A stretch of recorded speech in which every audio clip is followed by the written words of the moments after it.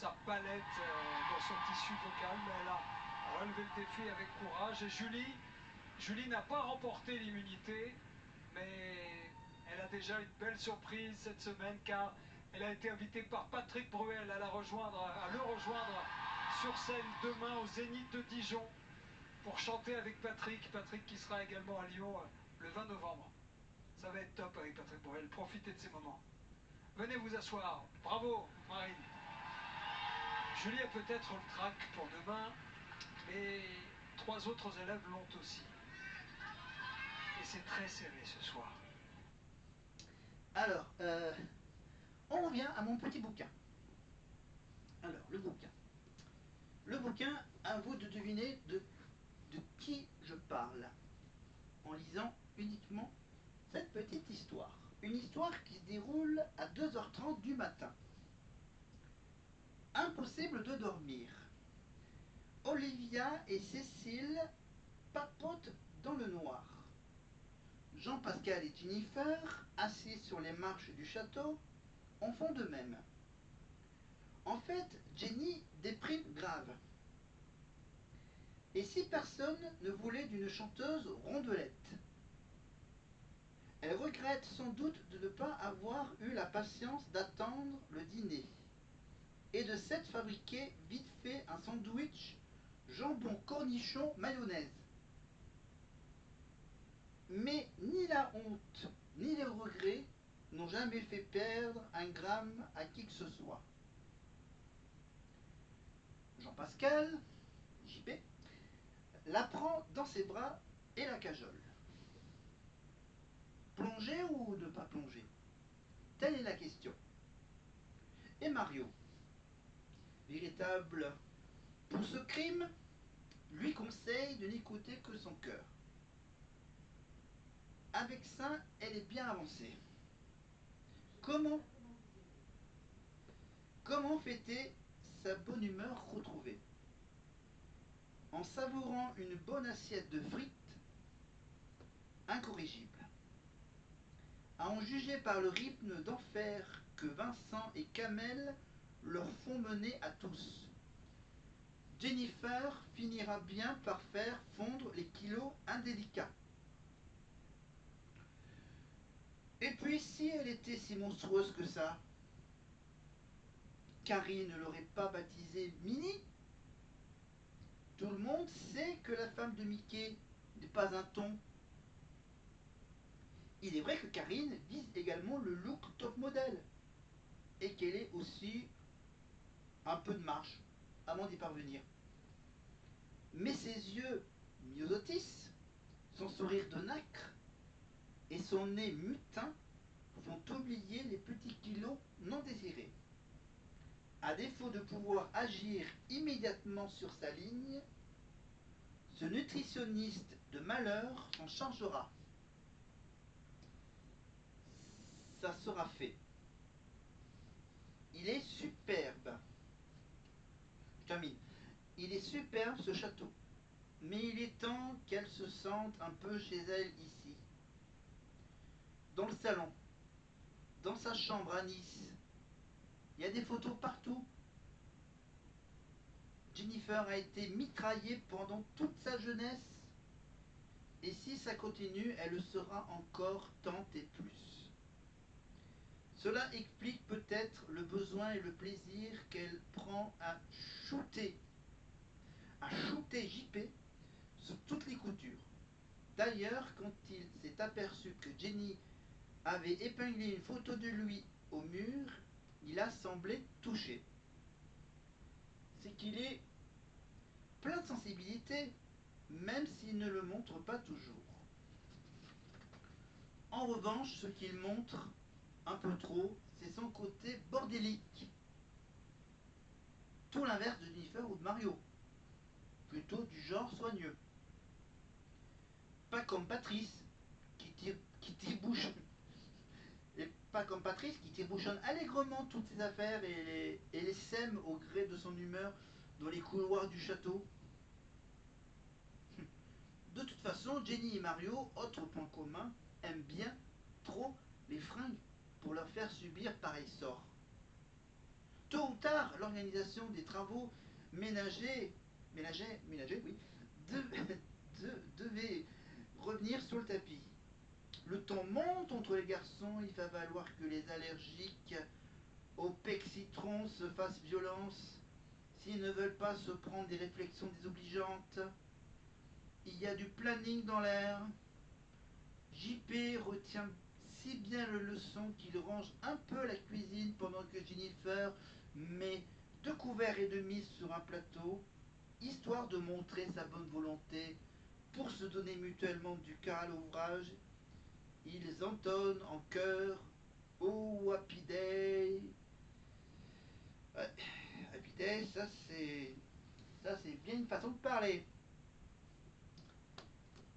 Et évidemment, vous avez reconnu bien sûr les prénoms de Jennifer, Jean-Pascal, Mario, évidemment, je parle évidemment.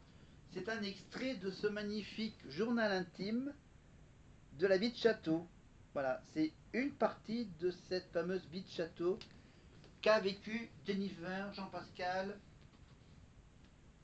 Mario, Patrice, évidemment. Ils ont parlé évidemment de Vincent Fournier, le prof de sport, et Kamel, prof de danse. Ils ont aussi parlé de nutritionniste. Et oui, à l'époque, on surveillait le poids des élèves, surtout le poids de Jennifer, qu'elle mangeait trop de chocolat, etc. Des choses comme ça. Voilà, la chanteuse rondelette, Jennifer. Voilà, et puis bien sûr le ménage à faire avec le bec citron, évidemment. Ah, Patrice, évidemment, qui débouchonne allègrement toutes ses affaires. Voilà, voilà, c'est. Voilà, voilà. Vous cherchez sur internet si vous voulez avoir un exemplaire de ce journal intime à l'époque où il n'y avait pas encore les réseaux sociaux. Et bien là, ça vous raconte quasiment quelques séquences cultes de la Starac, donc des histoires qui se passent dans le château et qui sont dévoilées dans ce bouquin. Voilà, donc le journal intime de la vie de château. Voilà, il y a une petite préface assez intéressante.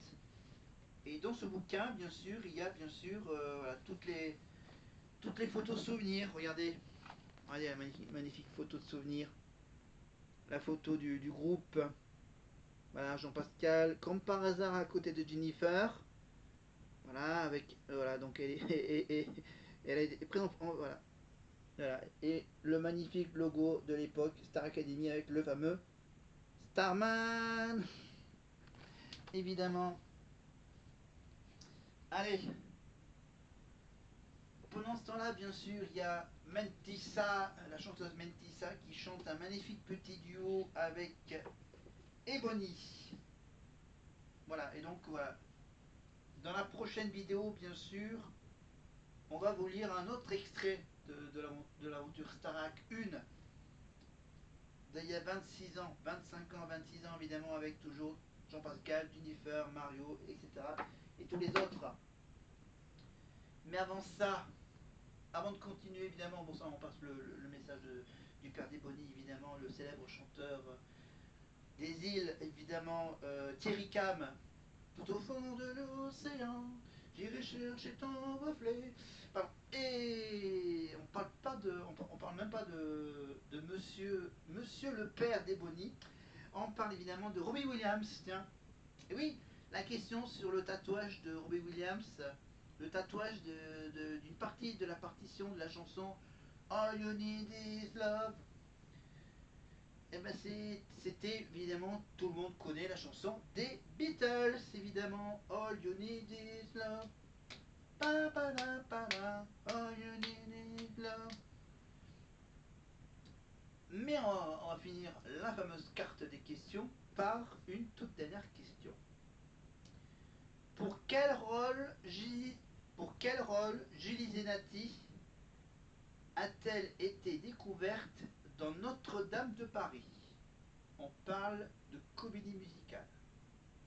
Est-ce qu'elle a joué le rôle de Fleur de Lotus? Réponse A. Fleur de Lys. Réponse B.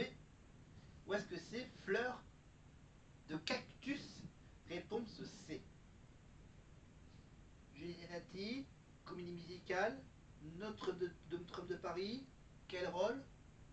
Fleur de lotus, fleur de lys ou fleur de cactus?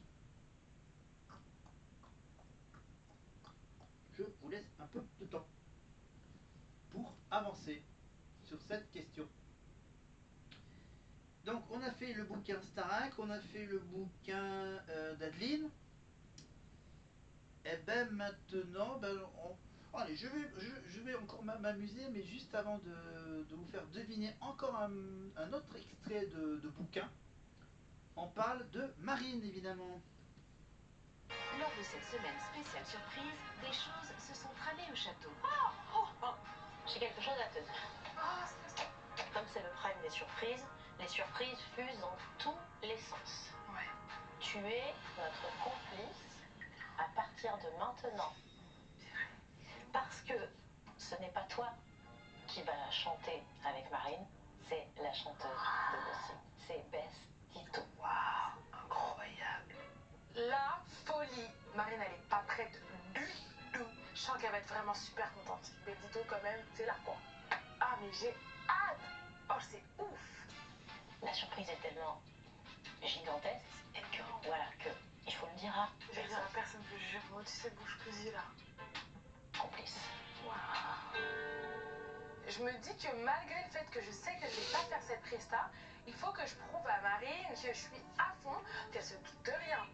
It feels alright, but never complete without joy. Yes, ça va être tellement bien, ça vous va trop bien entendre. Ça va être top niveau. Cruel world. Ok, merci. Fanny, quand elle me tend son stylo en mode fais-toi une petite note comme ça pour savoir le timing de la chanson, j'ai envie de rire. Fanny, je sais que tu sais que je sais que tu sais qu'on sait tous ensemble, sauf Marine et les autres. Il n'y a que Lucie, toi et moi.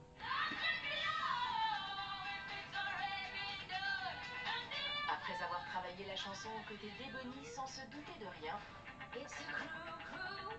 c'est finalement sur le plateau lors des répétitions que Marine a découvert sa surprise.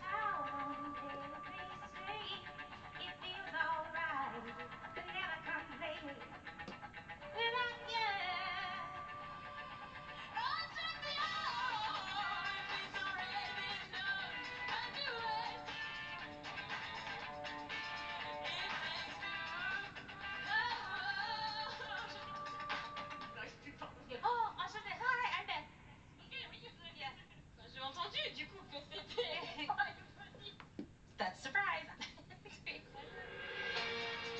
Je m'attendais pas du tout, franchement, moi je pensais chanter avec Ebony, d'un seul coup j'entends dans mon oreille que c'est une voix forte que je connais, mais pas celle-là. Du coup, ouais, c'est vrai, je suis choquée, mais c'est trop vite, quoi. Ça doit bien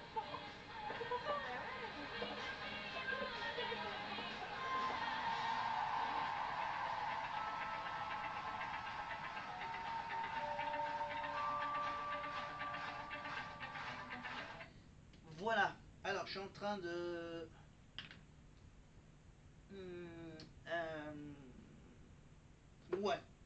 Ouais, on va...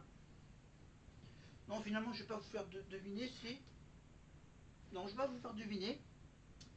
Je vais pas vous faire deviner, je vais juste vous lire ce paragraphe. Le 13 mai 1983, quand il pointe le bout de son nez, nous sommes les parents les plus heureux du monde. Tous les parents sont persuadés que leur enfant est le plus beau de la terre. Et c'est vrai. C'est un joli bébé de 3,8 kg pour 51 cm, né avec un peu d'avance sur le calendrier. Nous l'appelons Grégory. Le seul prénom sur lequel nous soyons tombés d'accord avec Pierre. Les premières semaines sont marquées par rien d'autre que le bonheur de se découvrir mutuellement. Au mois de juillet 83, la canicule s'abat sur Grenoble où nous vivons. Grégory présente régulièrement des troubles digestifs, mais rien que de très courant chez les bébés. Peut-être ne supporte-t-il pas le lait maternel. Les problèmes n'arrivent qu'en septembre avec le mauvais temps. Grégory fait sa première bronchite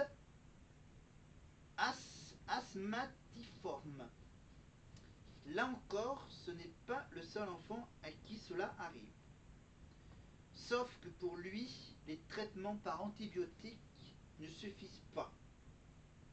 De septembre à avril 1983, il est tout le temps malade, avec quelques périodes d'accalmie de 15 jours. Le mot bronchiolite vient enrichir notre vocabulaire. Avant de fêter son premier anniversaire, il connaît déjà les aérosols, les séances de kinésithérapie pour dégager ses bronches et les séjours à l'hôpital, bien sûr. Un jour, on lui fait même une ponction lombaire pour tenter de savoir ce qui cloche. C'est pas drôle, hein? Les examens sont parfois douloureux. On commence à se faire du souci, mais on se dit qu'il est juste un peu fragile, que ça devrait s'arranger en grandissant. En attendant, les bronchiolites et les rhinopharyngites se sont succédés. Les nuits sans sommeil aussi. Greg dormait très mal, toujours pris. Il toussait beaucoup.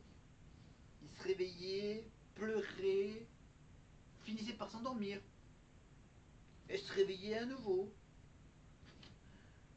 J'en ai passé des nuits. Mon bébé calé sur l'épaule, à faire les 100 pas pour le calmer. C'était la seule position qui lui faisait du bien. Parfois je dormais sur une chaise à côté de lui, incapable de le quitter. Je vivais à son rythme. On apprendra par la suite que la mucoviscidose devait, en plus de la toux, lui provoquer de terribles maux de ventre. Pour lui, le marchand de sable était cruel. Dormir était synonyme de souffrance. Il n'y a pas de mots pour décrire les crans successifs de la douleur. Ça ne se raconte pas. Plus tard, il a sûrement gardé la trace de ses peurs d'enfant. Grégory avait horreur d'aller se coucher.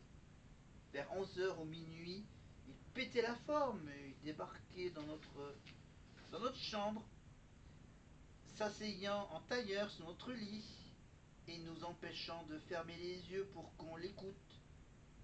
C'est dans ces moments-là, entre deux fous rires, que nous refaisons le monde et avions nos discussions les plus profondes. C'est aussi la nuit au calme et apaisé qu'il écrivait les textes de ses chansons, repoussant toujours plus l'heure de dormir. Voilà. Et vous avez sans doute reconnu, bien sûr, qu'on parlait de lui. Et c'est les quelques mots de sa mère, évidemment, sur cette histoire. L'histoire, donc, de sa naissance, le